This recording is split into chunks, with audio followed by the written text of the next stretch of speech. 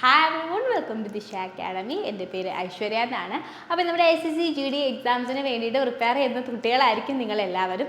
അപ്പോൾ SSC GD എക്സാംസിന് നമ്മുടെ കെമിസ്ട്രിയിൽ നിന്നും ചോദിക്കുന്ന ഇമ്പോർട്ടൻ്റ് ആയിട്ടുള്ളൊരു ഏരിയ ആണ് പീരിയോഡിക് ടേബിൾ എന്ന് പറയുന്നത്. പീരിയോഡിക് ടേബിളിൽ തന്നെ നമുക്ക് ഏറ്റവും കൂടുതൽ ക്വസ്റ്റ്യൻസ് വരുന്ന ഒരു ഏരിയ ആണ് ഗ്രൂപ്പ് 17, അതുപോലെ തന്നെ ഗ്രൂപ്പ് 18, പിന്നെ നമ്മുടെ alkali metals, alkaline earth metals ഒക്കെ ഏറ്റവും ബേസിക് ആയിട്ട് കുറച്ചുള്ള കാര്യങ്ങളാണ്. നമ്മൾക്ക് ഒരുപാട് കെമിസ്ട്രി ഒന്നും ഡീപ്പായിട്ട് അറിയില്ലെങ്കിൽ പോലും ഈ ഏരിയയിൽ നിന്ന് വരുന്ന ക്വസ്റ്റ്യൻസ് നമുക്ക് ഈസി ആയിട്ട് ആൻസർ എഴുതാനും കൂടെ പറ്റും എന്നുള്ളത് ഇതിൻ്റെ ഒരു അഡ്വാൻറ്റേജ് ആണ്. അപ്പോൾ ആ ഏരിയയിൽ നിന്നും പ്രീവിയസ്ലി ചോദിച്ചിട്ടുള്ള ക്വസ്റ്റ്യൻസ് എല്ലാം കൂടെ കമ്പയർ ചെയ്തിട്ടുള്ള ഒരു ക്ലാസ് ആണ് നമ്മൾ ഇന്നിവിടെ കണ്ടക്ട് ചെയ്യാൻ വേണ്ടിയിട്ട് പോകുന്നത്.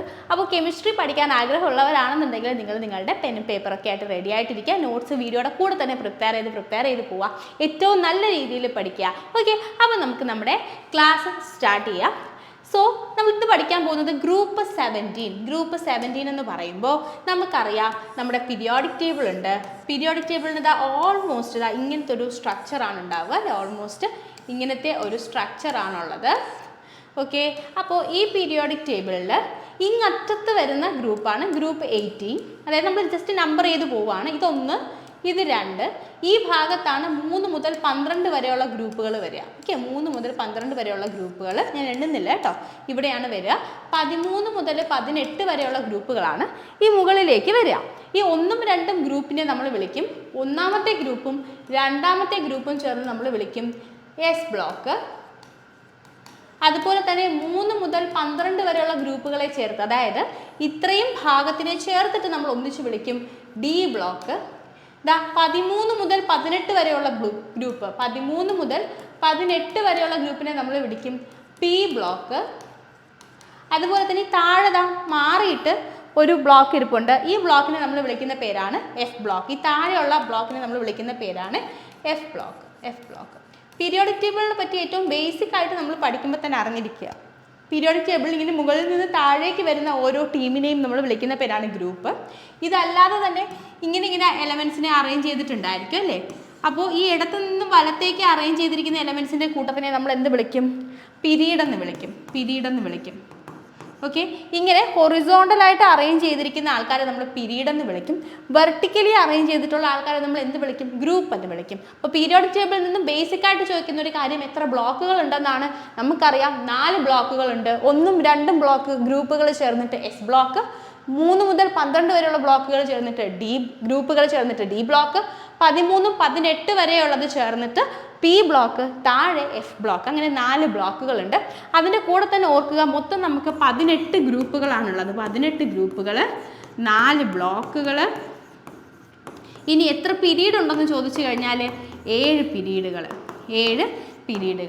ഇത്രയും കാര്യങ്ങൾ നമ്മൾ ബേസിക് ആയിട്ട് പീരിയോഡിക് ടേബിളിനെ പറ്റി അറിയാം. ഇതിനകത്തെ 17ാമത്തെ ഗ്രൂപ്പിനെ നമ്മൾ വിളിക്കുന്ന പേരാണ് ഹാലജൻസ്. 17ാമത്തെ ഗ്രൂപ്പിനെ നമ്മൾ വിളിക്കുന്ന പേരാണ് എന്ത്? ഹാലജൻസ്. അപ്പോൾ 17ാമത്തെ ഗ്രൂപ്പ് പീരിയോഡിക് ടേബിളിലെ 17ാമത്തെ ഗ്രൂപ്പായിട്ടുള്ള ഹാലജൻസിനെ പറ്റിയിട്ടാണ് നമ്മൾ ഇന്നിവിടെ പഠിക്കാൻ വേണ്ടിയിട്ട് പോകുന്നത്. പീരിയോഡിക് ടേബിളിലെ ഒട്ടുമിക്ക ഗ്രൂപ്പുകളും അതിൻ്റെ ഇമ്പോർട്ടൻസും ഒക്കെ നമ്മൾ അറിഞ്ഞിരിക്കണം. അതിലെ 1-2 എലമെൻസിൻ്റെ പ്രത്യേകതകളും നമ്മൾ അറിഞ്ഞിരിക്കണം. നമ്മൾ ഇന്ന് പക്ഷേ പഠിക്കാൻ പോകുന്നത് എന്താണ്? ഗ്രൂപ്പ് 17 ആണ്. ഗ്രൂപ്പ് 17 നമ്മൾ വിളിക്കുന്ന പേരാണ് എന്ത്? ഹാലജൻസ്. അപ്പോൾ ഈ ഹാലജൻസ് എന്ന് പറയുന്ന വാക്കിൻ്റെ അർത്ഥം എന്താണെന്ന് ചോദിച്ചു കഴിഞ്ഞാൽ സോൾട്ട് ഫോമിങ് എലമെൻറ്റ്സ് അല്ലെങ്കിൽ സോൾട്ട് മേക്കിംഗ് എലമെൻറ്റ്സ് ഉണ്ടെന്നതാണ്. അതാണ് നിങ്ങൾ ഫസ്റ്റ് നോട്ട് ചെയ്യേണ്ടത്. ഹാലജൻസ് എന്ന് വെച്ച് കഴിഞ്ഞാൽ സോൾട്ട് ഫോമിങ് അല്ലെങ്കിൽ സോൾട്ട് മേക്കിംഗ്, സോൾട്ട് ഉണ്ടാക്കുന്ന ആൾക്കാർ. അപ്പോൾ ഹാലജൻസിനകത്ത് വരുന്ന ആൾക്കാരാണ് fluorine, chlorine, bromine, iodine, astatine ഒക്കെ. പിന്നെ അത് ഫോർ എക്സാമ്പിൾ നമുക്ക് ക്ലോറിൻ എടുക്കാം. നമ്മുടെ ടേബിൾ സോൾട്ട്, നമ്മൾ സാധാരണ കറികളിൽ ഇടുന്ന ഉപ്പ് എന്താണ്? സോഡിയം ക്ലോറൈഡാണ്. ഉപ്പെന്ന് പറയുന്നത് എന്താണ്? സോഡിയം ക്ലോറൈഡാണ് ഉപ്പ്. NaCl എന്ന് പറയും അല്ലേ? NaCl അല്ലെങ്കിൽ സോഡിയം ക്ലോറൈഡാണ് എന്തെന്ന് പറയുന്നത്? ഉപ്പെന്ന് പറയുന്നത്. ഇതിനകത്ത് ക്ലോറിൻ ഉണ്ടല്ലേ? ഇതിനകത്ത് എന്തുണ്ട്? ക്ലോറിൻ ഉണ്ട്. ഇതുപോലെയുള്ള KCl, അങ്ങനെ പല സാധനങ്ങൾ ഫോം ചെയ്യാറുണ്ട്, പല സോൾട്ടുകൾ ഫോം ചെയ്യാറുണ്ട്. അതുകൊണ്ടാണ് ഉപ്പ് പോലെയുള്ള പല സോൾട്ടുകൾ ഫോം ചെയ്യാൻ വേണ്ടി ഈ ഹാലജൻസ് സഹായിക്കുന്നത് കൊണ്ടാണ് നമ്മൾ അവരെ എന്ത് വിളിക്കുന്നത്? ഹാലജൻസ് അല്ലെങ്കിൽ സോൾട്ട് മേക്കേഴ്സ് എന്ന് വിളിക്കുന്നത്. ഓക്കെ, നിങ്ങൾ അറിയേണ്ട കാര്യം 17ാമത്തെ ഗ്രൂപ്പാണ്. 17ാമത്തെ ഗ്രൂപ്പ് എന്ന് പറയുമ്പോൾ വാലൻസിലുള്ള ഇലക്ട്രോൺസ് എന്ന് പറയുന്ന സമയത്ത് ഞാനിത് മായ്ക്കുകയാണ് കേട്ടോ. വാലൻസ് ഇലക്ട്രോൺസ് എന്ന് പറഞ്ഞു കഴിഞ്ഞാൽ എന്താണ്? ഔട്ടർ മോസ്റ്റ് ഇലക്ട്രോൺസ് ആണ്. ഔട്ടർ മോസ്റ്റ് ഇലക്ട്രോൺസ് അതാണ് വാലൻസ് ഇലക്ട്രോൺസ്. ഒരു കെമിക്കൽ റിയാക്ഷൻ നടക്കുന്ന സമയത്ത് റിയാക്ഷനിൽ പങ്കെടുക്കുന്ന ഇലക്ട്രോണുകൾ എപ്പോഴും വാലൻസ് ഇലക്ട്രോണുകൾ ആയിരിക്കും. അതായത് നമുക്ക് എന്തുണ്ട്, നമുക്ക് ഒരു ന്യൂക്ലിയസ് ഉണ്ടായിരിക്കും. ന്യൂക്ലിയസിനകത്ത് പ്രോട്ടോണുകളും ന്യൂട്രോണുകളും ഉണ്ട്. ഇതിൻ്റെ ചുറ്റും ആരുണ്ട്, ഇലക്ട്രോൺസ് ഇങ്ങനെ റിവോൾവ് ചെയ്യുന്നുണ്ട് അല്ലേ, ഇലക്ട്രോൺസ് ഇങ്ങനെ റിവോൾവ് ചെയ്യുന്നുണ്ട്. അപ്പോൾ ഈ റിവോൾവ് ചെയ്യുന്ന ഇലക്ട്രോൺസിനെ ഏറ്റവും മുകളിൽ ഇങ്ങനെ പല പല ഓർബിറ്റുകളിലായിട്ടെന്ന് പറയും, പല പല എനർജി ലെവലിൽ അല്ലെങ്കിൽ ഓർബിറ്റുകളിലായിട്ടാണ് ഇലക്ട്രോൺസ് റിവോൾവ് ചെയ്യുക. അങ്ങനെ റിവോൾവ് ചെയ്യുന്ന സമയത്ത് ഏറ്റവും പുറത്തുള്ള ന്യൂക്ലിയസിൽ നിന്നും ഏറ്റവും പുറത്ത് ഉള്ള ഇലക്ട്രോണുകളെയാണ് നമ്മൾ എന്ത് വിളിക്കുക, വാലൻസ് ഇലക്ട്രോണുകൾ എന്ന് വിളിക്കുക. എന്ത് വിളിക്കുക, വാലൻസ് ഇലക്ട്രോണുകൾ എന്ന് വിളിക്കുക. അപ്പോൾ ഈ ഹാലജൻസിൻ്റെ വാലൻസ് ഇലക്ട്രോൺ എന്ന് പറയുന്നത് എത്രയാണ്, 7 ഇലക്ട്രോണുകളാണ്. എല്ലാ ഹാലജൻസിനും 17ാമത്തെ ഗ്രൂപ്പ് എന്ന് പറയുമ്പോൾ നിങ്ങൾ മനസ്സിലാക്കിക്കൊള്ളുക, എല്ലാ ഹാലജൻസിനും 7 ഇലക്ട്രോണുകളാണ് ഏറ്റവും പുറത്ത് വരിക. അവിടെ നിങ്ങൾ മനസ്സിലാക്കേണ്ട മറ്റൊരു കാര്യമുണ്ട്, ഏറ്റവും പുറത്ത് 8 ഇലക്ട്രോണുകൾ ഉണ്ടെങ്കിൽ അവർ സ്റ്റേബിൾ ആയിരിക്കും. ഏറ്റവും പുറത്ത് 8 ഇലക്ട്രോണുകൾ ഉണ്ടെങ്കിൽ എല്ലാ എലമെൻസും സ്റ്റേബിൾ ആയിരിക്കും. അപ്പോൾ എലമെൻറ്റ്സ് റിയാക്ഷനുകളിൽ ഏർപ്പെടുന്നത് എന്തിനു വേണ്ടിയിട്ടാണ്, നമ്മൾ ഇലക്ട്രോണുകൾ സ്വീകരിച്ചിട്ടോ വിട്ടുകൊടുത്തിട്ടോ ഡൊണേറ്റ് ചെയ്തിട്ടോ അല്ലെങ്കിൽ അക്സെപ്റ്റ് ചെയ്തിട്ടോ ഏറ്റവും പുറത്തുള്ള വാലൻസ് 8 ആക്കാൻ വേണ്ടിയിട്ടാണ് എല്ലാ എലമെൻസും ട്രൈ ചെയ്യുക. അപ്പോൾ ആറ്റംസ് എന്തിനു വേണ്ടിയിട്ടാണ് കെമിക്കൽ റിയാക്ഷനിൽ ഏർപ്പെടുന്നതെന്ന് ചോദിച്ചു കഴിഞ്ഞാൽ അവരുടെ വാലൻസ് ഇലക്ട്രോൺ 8 ഇലക്ട്രോണുകളാക്കാൻ വേണ്ടിയിട്ടാണ് എല്ലാ എലമെൻസും എന്തു ചെയ്യുന്നത്, കെമിക്കൽ റിയാക്ഷൻസിന് ഇൻവോൾവ് ആവുന്നത്. അപ്പോൾ നമ്മുടെ ഹാലജൻസിൻ്റെ പ്രത്യേകത, അവിടെ വാലൻസിൽ നമുക്ക് 7 ഇലക്ട്രോണുകൾ ഉണ്ട്. അപ്പോൾ നമുക്കുള്ളത് 1 ഇലക്ട്രോണിൻ്റെ കുറവാണ്. അപ്പോൾ ഈ 1 ഇലക്ട്രോണാണ് ഇവർക്ക് എന്തിനു വേണ്ടത്, സ്റ്റെബിലിറ്റിക്ക് വേണ്ടിയിട്ട് കുറവായിട്ടുണ്ടാവുക. അതുകൊണ്ട് തന്നെ ഇവരെന്തായിരിക്കും, ഹൈലി റിയാക്റ്റീവ് ആയിരിക്കും. ഹൈലി റിയാക്റ്റീവ് ആയിരിക്കും. ഇവർ ഹൈലി റിയാക്റ്റീവ് ആയിരിക്കും. എന്തിനു വേണ്ടിയിട്ട്, ആ 1 ഇലക്ട്രോൺ കൂടെ എവിടെന്നെങ്കിലും സംഘടിപ്പിക്കാൻ വേണ്ടിയിട്ട് ഇവർ ഭയങ്കരമായിട്ട് റിയാക്ടിവിറ്റി കാണിക്കും. സോ ഹാലജൻസ് ഹൈലി റിയാക്റ്റീവ് ആണ്. അപ്പോൾ ഹൈലി റിയാക്റ്റീവ് എന്ന് പറയുമ്പോൾ 7 ഇലക്ട്രോണുകൾ ഉണ്ട്, ഇവർക്ക് 1 ഇലക്ട്രോണും കൂടെ വേണം. ആ ഇലക്ട്രോണിനെ എവിടെ നിന്നെങ്കിലും ഇവർ സ്വീകരിക്കാൻ വേണ്ടിയിട്ട് ശ്രമിക്കും. അപ്പോൾ നമുക്ക് എന്ത് മനസ്സിലാക്കാം, ഇത് ഇലക്ട്രോൺ അക്സെപ്റ്റേഴ്സ് ആണെന്ന് മനസ്സിലാക്കാം. ഇലക്ട്രോൺ അക്സെപ്റ്റ് ചെയ്യുന്ന ആൾക്കാരെ നമ്മൾ വിളിക്കും ഇലക്ട്രോ നെഗറ്റീവ്. നമ്മൾ എന്ത് വിളിക്കും, ഇലക്ട്രോൺ അക്സെപ്റ്റേഴ്സിന് നമ്മൾ എന്ത് വിളിക്കും, ഇലക്ട്രോൺ നെഗറ്റീവ് എന്ന് വിളിക്കും, ഇലക്ട്രോൺ നെഗറ്റീവ്. അപ്പോൾ ഹാലജൻസ് ഹൈലി ഇലക്ട്രോ നെഗറ്റീവ് ആണ്. നമ്മൾ എന്തൊക്കെ പറഞ്ഞു, ഹാലജൻസ് എന്ന് പറയുമ്പോൾ 17ാമത്തെ ഗ്രൂപ്പിൽ വരുന്ന ആൾക്കാരാണെന്ന് പറഞ്ഞു. അതുപോലെ തന്നെ അവർ സോൾട്ട് ഫോമേഴ്സ് അല്ലെങ്കിൽ സോൾട്ട് മേക്കേഴ്സ് ആണെന്ന് നമ്മൾ പറഞ്ഞു. നമ്മുടെ വാലൻസിൽ 7 ഇലക്ട്രോൺസ് ആണ് വരുന്നത്. അപ്പോൾ സ്റ്റെബിലിറ്റി അറ്റൈൻ ചെയ്യാൻ വേണ്ടിയിട്ട് ഇവർക്ക് 1 ഇലക്ട്രോണിൻ്റെ കുറവുണ്ടെന്ന് നമ്മൾ പറഞ്ഞു. അതുകൊണ്ട് ഈ 1 ഇലക്ട്രോണിനെ അക്സെപ്റ്റ് ചെയ്യാൻ വേണ്ടിയിട്ട് അല്ലെങ്കിൽ എവിടെന്നെങ്കിലും സ്വീകരിക്കാൻ വേണ്ടിയിട്ട് ഇവർ ശ്രമിക്കുമെന്ന് പറഞ്ഞു. അതുകൊണ്ട് തന്നെ ഇവർ ഇലക്ട്രോൺ അക്സെപ്റ്റേഴ്സ് ആണ്, അല്ലെങ്കിൽ മറ്റ് എലമെൻറ്റുകളിൽ നിന്നും ഇലക്ട്രോൺസിനെ സ്വീകരിക്കുന്നവരാണ്. അതുപോലെ തന്നെ ഇലക്ട്രോൺസിനെ സ്വീകരിക്കുന്ന ആൾക്കാർ നമ്മൾ ഇലക്ട്രോ നെഗറ്റീവ് എന്ന് പറയും. ഇവർ ഹൈലി ഇലക്ട്രോ നെഗറ്റീവ് ആണ്. ഇത്രയും കാര്യങ്ങളാണ് നമ്മൾ ബേസിക് ആയിട്ട് പഠിച്ചത്. ഓക്കെ, പീരിയോഡിക് ടേബിളിനെ പറ്റിയിട്ട് ഒരു പീരിയോഡിക് ടേബിൾ മാത്രമല്ല, ബേസിക് ആയിട്ടുള്ള ഒരു ആറ്റമിക് സ്ട്രക്ചറിനെ പറ്റിയിട്ടൊക്കെ ഒരു ബേസിക് ഐഡിയ ഉള്ള ആൾക്കാർക്കാണ് ഇപ്പോൾ ഞാൻ പറഞ്ഞ കാര്യങ്ങൾ മനസ്സിലാവുക. നമ്മൾ ഏറ്റവും ബേസ് മുതൽ നമ്മൾ കോഴ്സിൻ്റെ സമയത്ത് നമ്മൾ എടുത്തു കൊടുക്കുന്നുണ്ട്. പക്ഷേ നമുക്ക് യൂട്യൂബിൽ ടൈമിൻ്റെ ഒരു ലിമിറ്റേഷൻ ഉള്ളതുകൊണ്ട് നമുക്ക് അങ്ങനെ എടുക്കാൻ പറ്റില്ല. എന്നാലും നിങ്ങൾ ഒരുവിധം 10ാം ക്ലാസ് വരെയുള്ള ഒരു ഐഡിയ ഉള്ളവർക്ക് ഇത് മനസ്സിലായി കാണുമെന്ന് ഞാൻ വിചാരിക്കുന്നുണ്ട്. അല്ലാന്നുണ്ടെങ്കിൽ നിങ്ങൾ ജസ്റ്റ് ഈ ആറ്റത്തിൻ്റെ സ്ട്രക്ചറും കാര്യങ്ങളൊക്കെ ഒന്ന് വായിച്ച് നോക്കിക്കഴിഞ്ഞാൽ നിങ്ങൾക്ക് കുറച്ചും കൂടെ ബെനിഫിഷ്യൽ ആയിരിക്കും. ഇത്രയും നിങ്ങളുടെ ബേസിക് അണ്ടർസ്റ്റാൻഡിങ്ങിന് വേണ്ടി പറഞ്ഞതാണ്. ഇനി അങ്ങോട്ടുള്ള കാര്യങ്ങൾ പഠിക്കാൻ വേണ്ടിയിട്ട് നിങ്ങൾക്ക് അതിൻ്റെ ആവശ്യമില്ല. നമ്മൾ പറയുന്ന കാര്യങ്ങൾ നിങ്ങൾ മനസ്സിലാക്കി പോയാൽ മതി. ഓക്കെ, അപ്പോൾ ഇത്രയും കാര്യങ്ങൾ നമ്മൾ പഠിച്ചു. ഇനി നമ്മൾ അറിയണം കൃത്യമായിട്ട് ഈ ഹാലജൻ്റെ അകത്ത് വരുന്ന മെമ്പേഴ്സ് ആരൊക്കെയാണ്. ഹാലജൻ്റെ അടുത്ത് വരുന്ന മെമ്പേഴ്സ് എന്ന് പറയുമ്പോൾ ഫ്ലൂറിനുണ്ട്, ക്ലോറിനുണ്ട്, ബ്രോമിനുണ്ട്, അയഡിനുണ്ട്, അസ്റ്റാറ്റിനുണ്ട്, പിന്നെ ടെനിസിനുണ്ട്. അപ്പോൾ ഫ്ലൂറിനുണ്ട്, ക്ലോറിനുണ്ട്, ബ്രോമിനുണ്ട്, അയഡിനുണ്ട്, അസ്റ്റാറ്റിനുണ്ട്, പിന്നെ ടെനിസിനുണ്ട്. അപ്പോൾ മെമ്പേഴ്സ് ആരൊക്കെയാണ്, fluorine, chlorine, bromine, iodine, astatine, tennessine. എന്തൊക്കെയാണ്, fluorine, chlorine, bromine, iodine, astatine, tennessine. അപ്പോൾ ഇതിനകത്ത് ഫ്ലൂറിനും ക്ലോറിനും ഗ്യാസുകളാണ്. ഇവരുടെ അറ്റോമിക് നമ്പറാണ് കേട്ടോ കൊടുത്തിട്ടുള്ളത്. ഫ്ലൂറിൻ്റെ അറ്റോമിക് നമ്പർ 9, ക്ലോറിൻ്റെത് 17, ബ്രോമിൻ 35, അയഡിൻ 53, അസ്റ്റാറ്റിൻ 85, ടെനിസിനിൻ 117ാമത്തെ എലമെൻ്റ് ആണ്. മൊത്തം പീരിയോഡിക് ടേബിളിലുള്ളത് 118 എലമെൻറ്റുകളാണ്. ടെനിസിൻ എന്ന് പറയുന്നത് 117ാമത്തെ എലമെൻ്റ് ആണ്. മൊത്തം നമ്മുടെ പീരിയോഡിക് ടേബിളിൽ എത്ര എലമെൻറ്റ്സ് ഉണ്ടെന്ന് ചോദിച്ചു കഴിഞ്ഞാൽ 118 എലമെൻറ്റ്സ് ആണ് ഉള്ളത്. ഓക്കെ, അപ്പോൾ ഫ്ലൂറിനും ക്ലോറിനും ഗ്യാസുകളാണ്, ഗ്യാഷ്യസ് സ്റ്റേറ്റിലുള്ള ആൾക്കാരാണ്. ഫ്ലൂറിനും ക്ലോറിനും ആരാണ്? ഗ്യാസുകളാണെന്ന് നിങ്ങൾ ഓർക്കുക. ബ്രോമിൻ റൂം ടെമ്പറേച്ചറിലൊരു ലിക്വിഡാണ്. ബ്രോമിൻ ഒരു ലിക്വിഡാണ്. ഓക്കെ, നോൺ മെറ്റൽ ലിക്വിഡ് സ്റ്റേറ്റിലുള്ള നോൺ മെറ്റൽ ഏതാണെന്ന് ചോദിച്ചു കഴിഞ്ഞാൽ നോൺ മെറ്റൽ ഏതാണെന്ന് ചോദിച്ചു കഴിഞ്ഞാൽ അത് ബ്രോമിനാണ്. അപ്പോൾ അതിൻ്റെ കൂടെ ഓർക്കുക ലിക്വിഡ് സ്റ്റേറ്റിലുള്ള ലിക്വിഡ് മെറ്റൽ ഏതാണെന്ന് ചോദിച്ചു കഴിഞ്ഞാൽ അത് മെർക്കുറിയാണ്.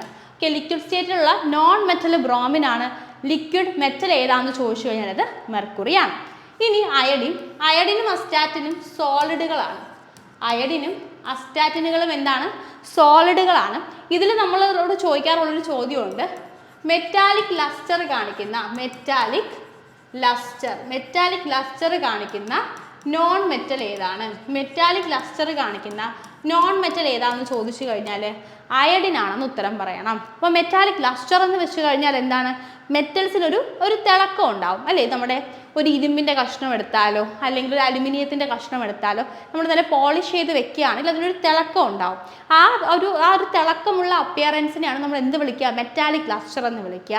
അപ്പോൾ മെറ്റാലിക് ലസ്റ്റർ കാണിക്കുന്ന നോൺ മെറ്റൽ ഏതാണെന്ന് ചോദിച്ചു കഴിഞ്ഞാൽ അത് ഏതായിരിക്കും? മെറ്റാലിക് ലസ്റ്റർ കാണിക്കുന്ന നോൺ മെറ്റൽ എന്ന് പറയുന്നത് അയഡിനാണ്. അപ്പോൾ ഇത്രയും കാര്യങ്ങൾ ഓർക്കുക. നമ്മൾ എന്തൊക്കെ പറഞ്ഞു? ഫ്ലൂറിനും ക്ലോറിനും ഗ്യാസുകളാണെന്ന് പറഞ്ഞു, ബ്രോമിൻ ഒരു ലിക്വിഡാണെന്ന് പറഞ്ഞു, അയഡിൻ എന്ന് പറയുന്നതും അസ്റ്റാറ്റിൻ എന്ന് പറയുന്നതും സോളിഡുകളാണെന്ന് പറഞ്ഞു.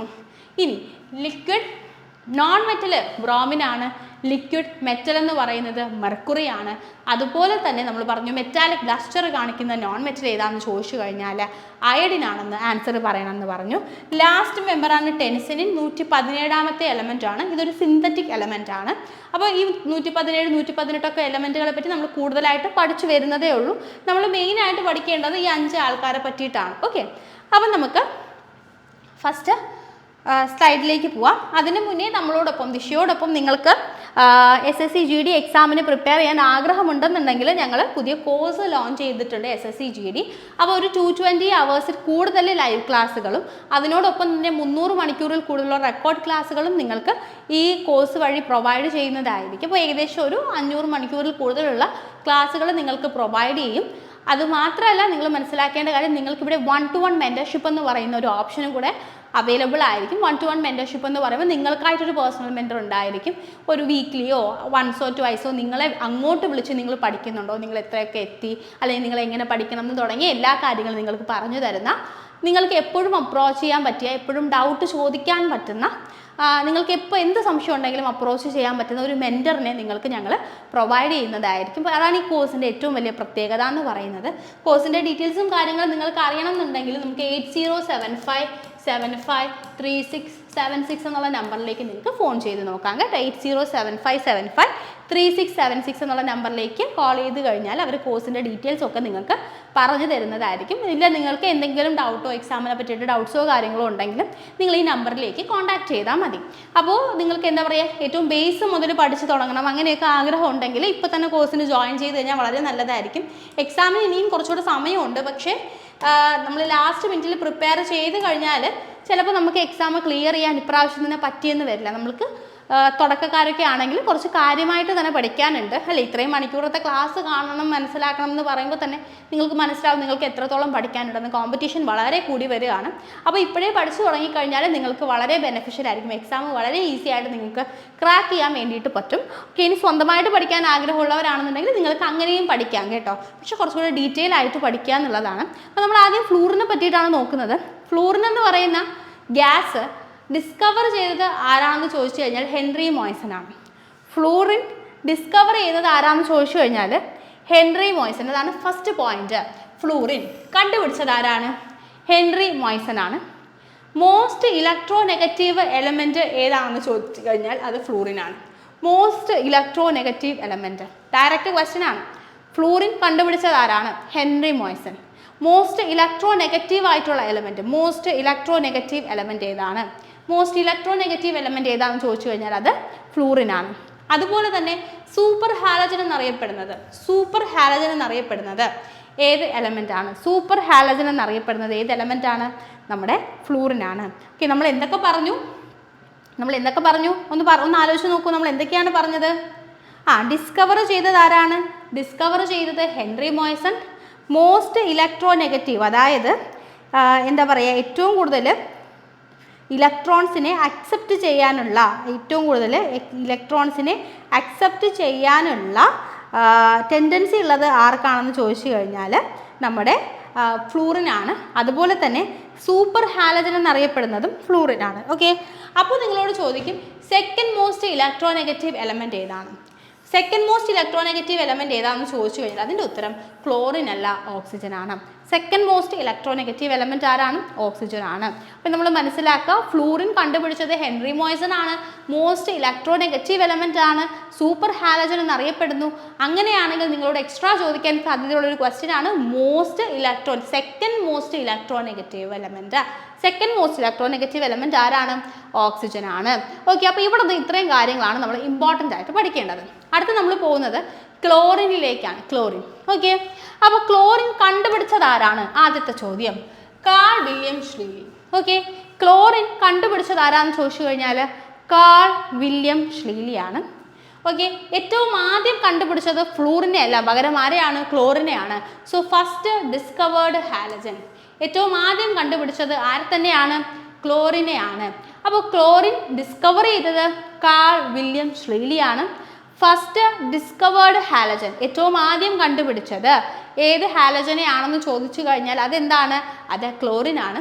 ക്ലോറിൻ കണ്ടുപിടിച്ചത് കാൾ വില്യം ഷ്ലീലി ആണെങ്കിലും അതിന് പേര് കൊടുത്തത് ഹംഫ്രി ഡേവിയാണ്. അപ്പോൾ named by Humphry Davy. Okay, named by Humphry Davy. ഏറ്റവും കൂടുതൽ ചോദിച്ചു കാണുന്ന question greenish yellow colour gas ഏതാണ്? ക്ലോറിൻ ആണ്. ക്ലോറിൻ എന്താണ്? ഒരു ഗ്രീനിഷ് യെല്ലോ ഗ്യാസ് ആണ്. ക്ലോറിൻ എന്ന് പറയുന്നത് ഒരു ഗ്രീനിഷ് യെല്ലോ ഗ്യാസ് ആണ്. അങ്ങനെയാണെങ്കിൽ നിങ്ങളോട് മറ്റൊരു ചോദ്യം ചോദിക്കും, ക്ലോറിൻ വേപ്പർ ലാമ്പിൻ്റെ കളർ എന്താണ്? ക്ലോറിൻ വേപ്പർ ലാമ്പിൻ്റെ കളർ എന്ന് പറയുന്നത് ഗ്രീൻ അല്ലെങ്കിൽ ഗ്രീനിഷ് യെല്ലോ ആണ്. ക്ലോറിൻ വേപ്പർ ലാമ്പിൻ്റെ കളർ ഗ്രീൻ അല്ലെങ്കിൽ ഗ്രീനിഷ് യെല്ലോ. അപ്പോൾ ക്ലോറിൻ ഡിസ്കവർ ചെയ്തത് കാൾ വില്യം ഷ്ലീലിയാണ്. ഫസ്റ്റ് ഡിസ്കവർ ചെയ്ത ഹാലജൻ ക്ലോറിൻ ആണ്. ക്ലോറിന് പേര് കൊടുത്തത്, നെയിം ചെയ്തത് ഹംഫ്രി ഡേവി ആണ്. ഗ്രീനിഷ് യെല്ലോ ഗ്യാസ് ആണ്. അങ്ങനെയാണെങ്കിൽ ക്ലോറിൻ വേപ്പർ ലാമ്പ്, അതായത് ക്ലോറിൻ ഗ്യാസ് നിറച്ച വേപ്പർ ലാമ്പ്, നമ്മുടെ ലൈറ്റ് നമ്മൾ ബൾബ് എന്നൊക്കെ പറയുന്ന പോലെയുള്ള ലൈറ്റിൻ്റെ കളർ എന്താണെന്ന് ചോദിച്ചു കഴിഞ്ഞാൽ ഗ്രീൻ അല്ലെങ്കിൽ ഗ്രീനിഷ് യെല്ലോ ആണ്. ഇതെല്ലാം പ്രീവിയസ് ഇയർ ക്വസ്റ്റ്യനിൽ നിന്നും പല എക്സാമുകൾക്ക് ചോദിച്ച പ്രീവിയസ് ഇയർ ക്വസ്റ്റ്യനിൽ നിന്നും എടുത്ത പോയിന്റുകളാണ്. മിനിമം ഇത്രയും പോയിന്റെങ്കിലും നിങ്ങൾ ഓരോ ഗ്യാസിനെ പറ്റിയും അറിഞ്ഞിരിക്കണം. ഓക്കെ, അങ്ങനെയാണെങ്കിൽ നമ്മൾക്കിനി ക്ലോറിൻ്റെ യൂസുകൾ എന്തൊക്കെയാണെന്ന് അറിയണം. ക്ലോറിൻ കൊണ്ട് നമുക്ക് ഒരുപാട് ഉപയോഗങ്ങളുണ്ട്. അപ്പോൾ ആദ്യം നമ്മൾ അറിയേണ്ടത് ക്ലോറിൻ ഉണ്ടാക്കുന്ന പ്രോസസ്സ്, ക്ലോറിൻ മാനുഫാക്ചർ ചെയ്യുന്ന പ്രോസസ്സിന് പറയുന്ന പേരാണ് ഡെക്കാൻസ് പ്രോസസ്സ്. ഡെക്കാൻ പ്രോസസ്സ് എന്താണ്? Manufacturing process of chlorine. Chlorine gas ഉണ്ടാക്കുന്ന മാനുഫാക്ചർ ചെയ്യുന്ന പ്രോസസ്സിന് പറയുന്ന പേരാണ് ഡെക്കാൻസ് പ്രോസസ്സ്. ഡെക്കാൻസ് പ്രോസസ്സ് എന്താണ്? ക്ലോറിൻ ഗ്യാസ് മാനുഫാക്ചർ ചെയ്യുന്ന പ്രോസസ്സ്. അങ്ങനെയാണെങ്കിൽ നമ്മളോട് ചോദിക്കും ക്ലോറിൻ ഗ്യാസിൽ കൊണ്ടുള്ള ഗുണങ്ങൾ എന്തൊക്കെയാണ്, അല്ലെങ്കിൽ അത് എന്തിനൊക്കെയാണ് നമ്മൾ ഉപയോഗിക്കുന്നത്. ഫസ്റ്റ് കാര്യം, ബ്ലീച്ചിങ് പൗഡർ ഉണ്ടാക്കാൻ വേണ്ടി നമ്മൾ ഉപയോഗിക്കുന്നത് ക്ലോറിൻ ഗ്യാസ് ആണ്. ബ്ലീച്ചിങ് പൗഡറിൻ്റെ കെമിക്കൽ ഫോർമുല ചോദിക്കാറുണ്ട്, CaClO2 ആണ് ബ്ലീച്ചിങ് പൗഡറിൻ്റെ കെമിക്കൽ ഫോർമുല. അപ്പോൾ ക്ലോറിൻ്റെ ഗുണങ്ങൾ എന്തൊക്കെയാണ് എന്ന് ചോദിച്ചു കഴിഞ്ഞാൽ, അല്ലെങ്കിൽ ക്ലോറിൻ്റെ ഉപയോഗങ്ങൾ എന്തൊക്കെയാണെന്ന് ചോദിച്ചു കഴിഞ്ഞാൽ, ഒന്നാമത്തെ ഉപയോഗം എന്ന് പറയുന്നത് തന്നെ എന്താണ്? ബ്ലീച്ചിങ് പൗഡർ ഉണ്ടാക്കുക എന്നുള്ളതാണ്. അപ്പോൾ ബ്ലീച്ചിങ് പൗഡറിന് എന്തിനു വേണ്ടി ഉപയോഗിക്കുന്നു എന്ന് ചോദിച്ചു കഴിഞ്ഞാൽ വാട്ടറിൻ്റെ ഒക്കെ പ്യൂരിഫിക്കേഷന് വേണ്ടിയിട്ട് നമ്മൾ ഉപയോഗിക്കുന്ന ഒരു കാര്യമാണ് ബ്ലീച്ചിങ് പൗഡർ. അപ്പോൾ ബ്ലീച്ചിങ് പൗഡർ ഉണ്ടാക്കാൻ വേണ്ടിയിട്ട് ക്ലോറിൻ ഗ്യാസ് ഉപയോഗിക്കുന്നു. ബ്ലീച്ചിങ് പൗഡറിൻ്റെ കെമിക്കൽ ഫോർമുല പരീക്ഷകൾക്ക് ചോദിക്കാറുണ്ട്, CaClO2 ആണ് ബ്ലീച്ചിങ് പൗഡറിൻ്റെ കെമിക്കൽ ഫോർമുല എന്ന് പറയുന്നത്. ഇനി ക്ലോറിൻ ഉണ്ടാക്കുന്ന പ്രോസസ്സ് എന്താണെന്ന് പറഞ്ഞു, ഡെക്കാൻസ് പ്രോസസ്സാണെന്ന് നമ്മൾ പറഞ്ഞു. ഇനി ക്ലോറിൻ്റെ ഉപയോഗങ്ങൾ ഒന്നാമത്തേത് പ്യൂരിഫിക്കേഷൻ ഓഫ് വാട്ടർ ആണ്. ജലം ശുദ്ധീകരിക്കാൻ വേണ്ടിയിട്ട് അല്ലേ, നമ്മൾ പൈപ്പിലൊക്കെ വരുന്ന കോർപ്പറേഷൻ വാട്ടറിനെയൊക്കെ ക്ലോറിനേറ്റഡ് വാട്ടർ എന്നാണ് പറയുക. അപ്പോൾ വെള്ളം ശുദ്ധീകരിക്കാൻ വേണ്ടിയിട്ട് നമ്മൾ ക്ലോറിൻ ഗ്യാസ് ഉപയോഗിക്കാറുണ്ട്. അതുപോലെ തന്നെ paper, rayon, DDT, PVC, tear gas, ഫോസ്റ്റിൻ. ഓക്കെ, എന്തൊക്കെയാണ്? Papers, rayon, DDT, PVC, tear gas, ഫോസ്റ്റിൻ തുടങ്ങിയ ഗ്യാസുകൾ മാനുഫാക്ചർ ചെയ്യാൻ വേണ്ടിയിട്ടും അല്ലെങ്കിൽ ഈ ഉൽപ്പന്നങ്ങൾ നമ്മുടെ ടിയർ ഗ്യാസ്, ഫോസ്റ്റിനൊക്കെ ഗ്യാസുകളാണ്. ഇത് മാനുഫാക്ചർ ചെയ്യാൻ വേണ്ടിയിട്ട് പേപ്പർ, റയോൺ, DDT, PVC ഇതെല്ലാം മാനുഫാക്ചർ ചെയ്യാൻ വേണ്ടിയിട്ട് നമ്മൾ ഉപയോഗിക്കുന്ന എന്താണ്? ക്ലോറിൻ ഗ്യാസ് ആണ്. അപ്പോൾ ക്ലോറിൻ ഗ്യാസിൻ്റെ ഉപയോഗങ്ങളെ പറ്റി നമ്മൾ എന്തൊക്കെ പറഞ്ഞു? നമ്മൾ ബ്ലീച്ചിങ് പൗഡർ ഉണ്ടാക്കാൻ വേണ്ടി ഉപയോഗിക്കുന്നു എന്ന് പറഞ്ഞു. അതുപോലെ വെള്ളം പ്യൂരിഫൈ ചെയ്യാൻ വേണ്ടി ഉപയോഗിക്കുന്നു എന്ന് പറഞ്ഞു. പേപ്പർ, റയോൺ, DDT, PVC, ഫോസ്റ്റിൻ, ടിയർ ഗ്യാസ് ഒക്കെ ഉണ്ടാക്കാൻ വേണ്ടിയിട്ട് നമ്മൾ ഉപയോഗിക്കുന്നത് എന്ത് തന്നെയാണ്? ക്ലോറിൻ ഗ്യാസ് ആണെന്ന് നമ്മൾ പറഞ്ഞു. അപ്പോൾ ഇമ്പോർട്ടൻ്റ് ആയിട്ടുള്ള ക്ലോറിൻ ഗ്യാസിൻ്റെ ഫീച്ചേഴ്സ് നമ്മൾ പഠിച്ചു. അടുത്ത് നമ്മൾ പഠിക്കാൻ പോകുന്നത് ബ്രോമിനെ പറ്റിയാണ്. ബ്രോമിൻ നമ്മൾ ഒന്നാമത്തെ കാര്യം പറഞ്ഞു, ലിക്വിഡാണ്. ലിക്വിഡ് എന്ന് പറയുമ്പോൾ റെഡിഷ് ബ്രൗൺ കളറിലുള്ള ഒരു ലിക്വിഡ്. ബ്രോമിൻ എന്ന് പറയുന്നത് എന്താണ്? ഒരു റെഡിഷ് ബ്രൗൺ ലിക്വിഡാണ്. First point, reddish brown liquid. Bromine reddish brown ലിക്വിഡാണ്. അടുത്ത point, non metal in liquid state. Liquid സ്റ്റേറ്റിലുള്ള ഒരേ ഒരു നോൺ മെറ്റൽ, ബാക്കി നോൺ മെറ്റലുകളെല്ലാം മെജോറിറ്റി ഓഫ് ദ നോൺ മെറ്റൽസും ഗ്യാസുകളാണ്. ചില നോൺ മെറ്റൽസ് സോളിഡ് സ്റ്റേറ്റിലുമുണ്ട്. പക്ഷേ എന്നാലും ലിക്വിഡ് സ്റ്റേറ്റിൽ ഒരേ ഒരു നോൺ മെറ്റലേ ഉള്ളൂ. അതാരാണ്? ബ്രോമിനാണ്. അടുത്ത ബ്രോമിൻ്റെ ഉപയോഗം ഗ്യാസോലിൻ്റെ മാനുഫാക്ചറിന്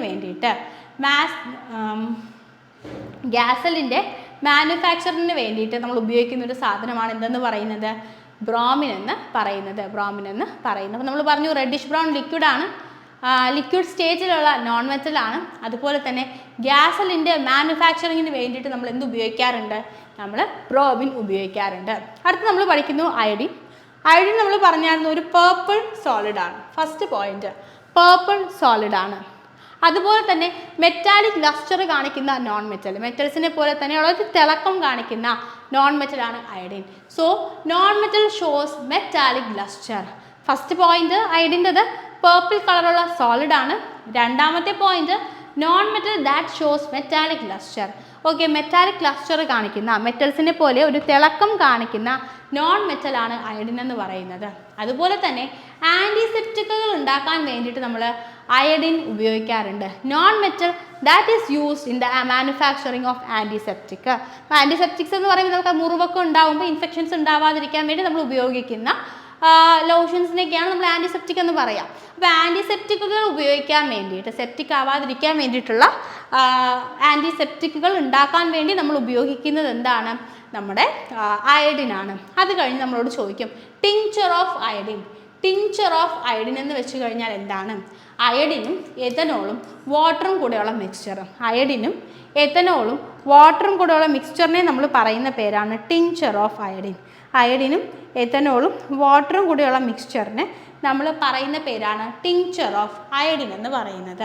അടുത്ത് നിങ്ങളോട് ചോദിക്കും അയഡിൻ്റെ ഏത് ഐസോടോപ്പാണ് തൈറോയിഡിന് വേണ്ടിയിട്ട്, തൈറോയിഡ് ക്യാൻസറിൻ്റെ ട്രീറ്റ്മെൻറ്റിന് വേണ്ടിയിട്ട് അല്ലെങ്കിൽ തൈറോയിഡിൻ്റെ ട്രീറ്റ്മെൻറ്റിന് വേണ്ടിയിട്ടൊക്കെ ഉപയോഗിക്കുന്നതെന്ന് ചോദിക്കും. അപ്പോൾ തൈറോയിഡ് ട്രീറ്റ്മെൻറ്റിന് വേണ്ടി ഉപയോഗിക്കുന്നത് അയഡിൻ 131 ആണ്. ചിലപ്പോൾ ഇങ്ങനെയും കൊടുക്കും 131 അയഡിൻ. അയഡിൻ 131 ആണ് നമ്മൾ എന്തിനു വേണ്ടിയിട്ട് ഉപയോഗിക്കുന്നത്? തൈറോയിഡിൻ്റെ ട്രീറ്റ്മെൻറ്റിന് വേണ്ടിയിട്ട് ഉപയോഗിക്കുന്നത്. ഓക്കെ, ഇപ്പം ഇത്രയും കാര്യങ്ങൾ നമ്മൾ പഠിച്ചിരിക്കുക. അതുപോലെ തന്നെ ആർട്ടിഫിഷ്യൽ റെയിൻ ഉണ്ടാക്കാൻ വേണ്ടി നമ്മൾ AgI അയഡിൻ്റെ തന്നെ സിൽവർ അയഡൈഡ് എന്ന് പറയുന്ന ഒരു കോമ്പൗണ്ട് ഉപയോഗിക്കാറുണ്ടെന്നുള്ള കാര്യം കൂടെ നിങ്ങൾ ഓർക്കുക.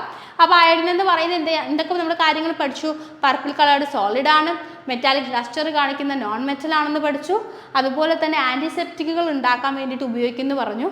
അയഡിനും എഥനോളും വാട്ടറും കൂടെയുള്ള മിക്സ്ചറിനെ നമ്മൾ വിളിക്കുന്ന പേരാണ് ടിങ്ചർ ഓഫ് അയഡിൻ എന്ന് പറഞ്ഞു. തൈറോയിഡ് ട്രീറ്റ്മെൻറ്റിന് വേണ്ടിയിട്ട് ഉപയോഗിക്കുന്ന അയഡിൻ്റെ ഐസോട്ടോപ്പാണ് അയഡിൻ 131 എന്ന് പറഞ്ഞു. അതുപോലെ തന്നെ ആർട്ടിഫിഷ്യൽ റെയിൻ ഉണ്ടാക്കാൻ വേണ്ടി നമ്മൾ AgI എന്ന് പറയുന്ന അയഡിൻ്റെ കോമ്പൗണ്ട് ഉപയോഗിക്കും. അടുത്തതാണ് അസ്റ്റാറ്റിൻ. അസ്റ്റാറ്റിൻ്റെ പ്രത്യേകത റേഡിയോ ആക്റ്റീവ് ആയിട്ടുള്ള ഹാലജൻ ആണ്. അതുപോലെ തന്നെ it is the rarest element on earth. Radio active ആയിട്ടുള്ള ഹാലജൻ ആണ് ആരെന്ന് പറയുന്നത്? അസ്റ്റാറ്റിൻ എന്ന് പറയുന്നത്. One of the rarest element, ഏറ്റവും റെയർ ആയിട്ടുള്ള എലമെൻറ്റുകൾ, ഏറ്റവും അപൂർവമായിട്ട് ഭൂമിയിൽ കണ്ടുവരുന്ന എലമെൻറ്റുകളിൽ ഒരു എലമെൻ്റാണ് അസ്റ്റാറ്റിൻ. അസ്റ്റാറ്റിൻ്റെ സിമ്പൽ AT ആണ്. Fluorine, chlorine, bromine, iodine, astatine, ഇത്രയും പേര് ചേരുന്നതാണ് നമ്മുടെ ഹാലജൻ. അപ്പോൾ ഇമ്പോർട്ടൻ്റ് ആയിട്ട് ഗ്രൂപ്പ് 17 നിന്നും പഠിക്കേണ്ട കാര്യങ്ങളാണ് നമ്മൾ ഈ ക്ലാസ്സിൽ ഡിസ്കസ് ചെയ്തത്. ബാക്കി ഗ്രൂപ്പുകളും ക്ലാസ്സുകളും ഒക്കെ ആയിട്ട് നമുക്ക് പെട്ടെന്ന് തന്നെ കണ്ടുമുട്ടാം. ഏറ്റവും നല്ല രീതിയിൽ പഠിച്ചു പോവാം. എന്തെങ്കിലും ഡൗട്ട് ഉണ്ടെങ്കിൽ നിങ്ങൾ താഴെ കമൻറ്റ് ചെയ്യുക. നിങ്ങൾ എത്രയും പെട്ടെന്ന് തന്നെ നിങ്ങൾക്ക് അതിന് ആൻസേഴ്സ് തരാൻ വേണ്ടിയിട്ട് ട്രൈ ചെയ്യുന്നതാണ്. അപ്പോൾ നല്ലോണം പഠിക്കുക. Happy learning. ആൻഡ് നിങ്ങൾക്ക് കോഴ്സിൻ്റെ കാര്യം ഓർമ്മയുണ്ടാവുക. നിങ്ങൾക്ക് ആഗ്രഹമുണ്ടെന്നുണ്ടെങ്കിൽ പഠിക്കുക. ഇനി കോഴ്സ് ജോയിൻ ചെയ്യണില്ലെങ്കിൽ പോലും നിങ്ങൾ ഇപ്പം മുതലേ ടെക്സ്റ്റ് ബുക്കുകളും പ്രീവിയസ് ഇയർ ക്വസ്റ്റ്യൻസും ഒക്കെ എടുത്ത് വെച്ചിട്ട് ഏറ്റവും നല്ല രീതിയിൽ പഠിക്കുക. ലാസ്റ്റ് 1-2 മാസം പഠിച്ചു കഴിഞ്ഞാൽ ചിലപ്പോൾ നമുക്ക് എക്സാം ക്ലിയർ ചെയ്യാൻ പറ്റിയെന്ന് വരില്ല കേട്ടോ. അപ്പോൾ ഇപ്പോൾ തന്നെ പഠിച്ചു തുടങ്ങുക. Happy learning. ബൈ.